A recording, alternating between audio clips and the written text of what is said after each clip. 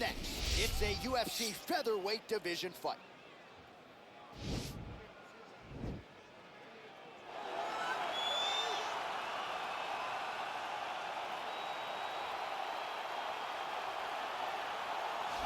Well, this guy has truly made the takedown a thing of beauty in mixed martial arts. With respect to yourself and George St. Pierre and the truly great takedown artists, this guy's closing the gap and entering that company in the eyes of many. Oh, absolutely, because he's done such a great job of timing takedowns.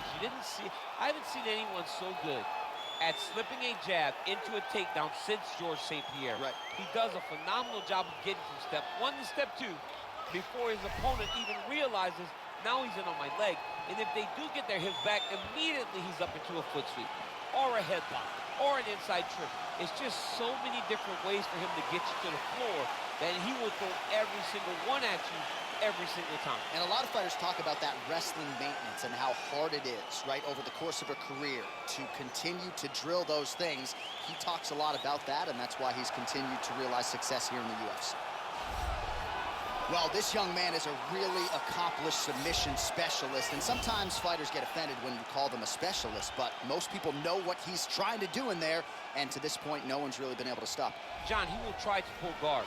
Who pulls guard anymore in the UFC at this point? But he understands that for him to be successful, the fight has to be in the grappling, in the jiu-jitsu. If he's able to extend these jiu-jitsu exchanges, he is the guy that is generally going to win. He understands position. He understands going from point A to point B. He always is the one controlling the underhook. Always has the frame.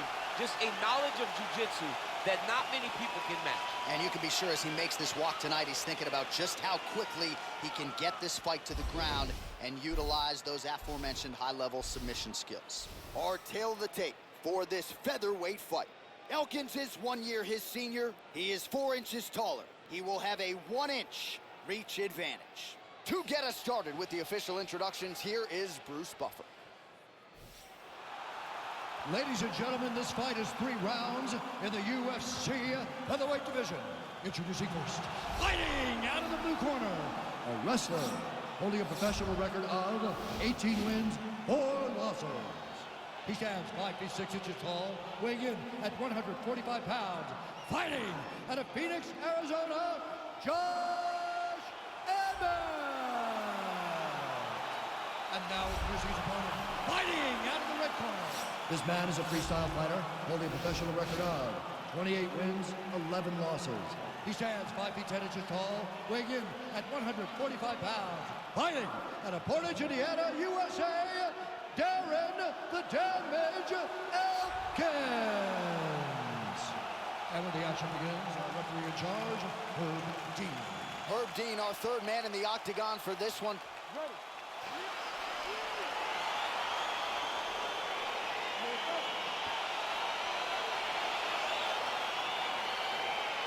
Dateline, Las Vegas, Nevada. This is the fight capital of the world. With respect to anywhere else you want to go, if I'm a fighter, if I'm an athlete in combat sports, this is where I want to go. You want to fight in Vegas, and now this beautiful T-Mobile Arena is the backdrop of tonight's great UFC event. Edge of your seat action as expected so far. Well, perhaps a sign of things to come as he lands a kick there. Nice kick landed by the challenger. Elkins gets touched by that kick there.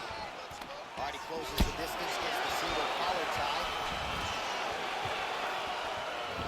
Wow. Oh.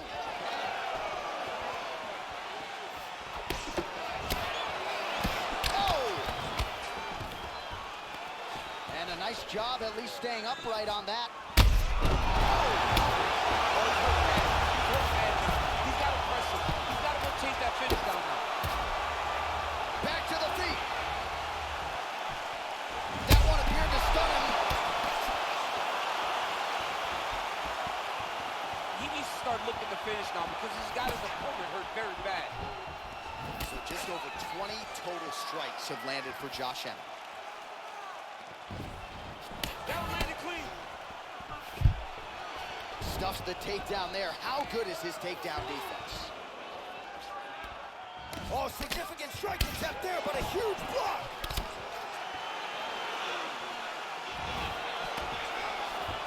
Takedown defense holds up.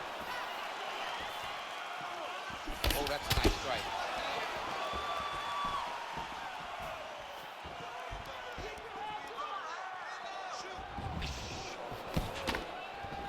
Just misses with the straight right. Oh, stuffs the takedown without issue. When you're in a clinch, you can pull down on the head and land these beautiful punches. Oh! His head still attached to his body. The last time I saw an uppercut like that, it was Overeem versus Emmett, and you know they still haven't found Alex Overeem's head. And some nice defensive work being put in by Darren Elkins. Big, powerful punch lands. Now he gets back to range.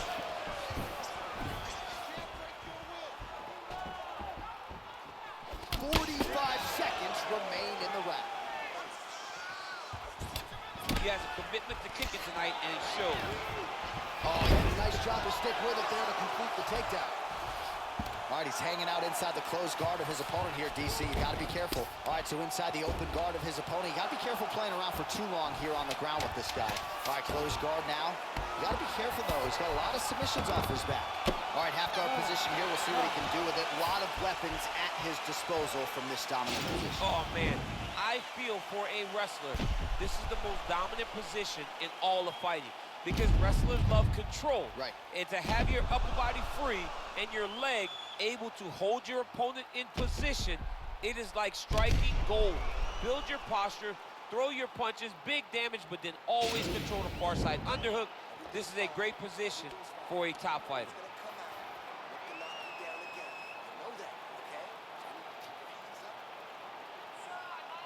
Ready to fight? Look at him whip his hip into that kick. And just misses with that big right hand. If your opponent has you in the clinch, pulling down on your head, landing punch after punch, you have got to clear that collar tie, reach back inside, and try to find space. Big punch lands over the top.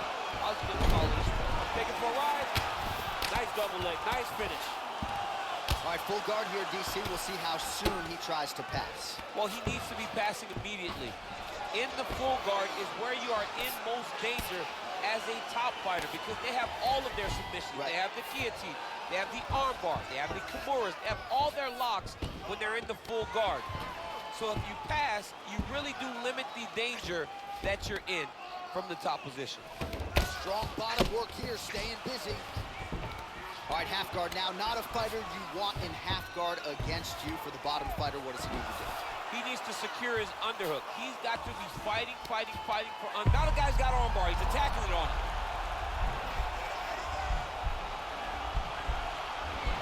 He's attacking arm bar now.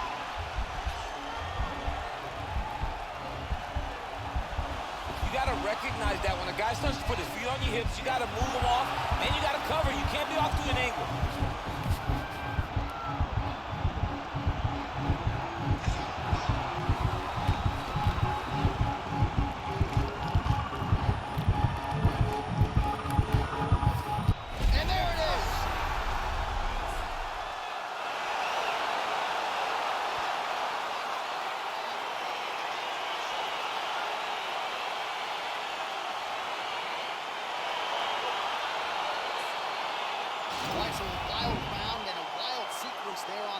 DC, talk us through the highlight. He's such a phenomenal grappler. I don't understand how people don't know that this guy wants to submit you.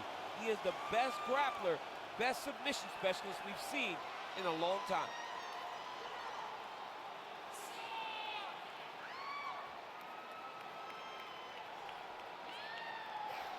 So there he is, your winner by submission tonight, and that is how you put the rest of the division on notice. A huge result for him here tonight. Ladies and gentlemen, referee Herb Dean has called a stop to this contest at 2 minutes, 44 seconds of round number 2. Declaring the winner by submission due to an armbar, Darren the Damage Elkins. All right, so what a performance by this young man here tonight as he gets the win by way of submission. He certainly put a lot of stock into getting the finish tonight, and he did just that. Congratulations. It was a very tough fight. but he knew that if he did everything right, he can get to his position, which is the ground, and he would be able to find a finish by submission tonight. He did just that.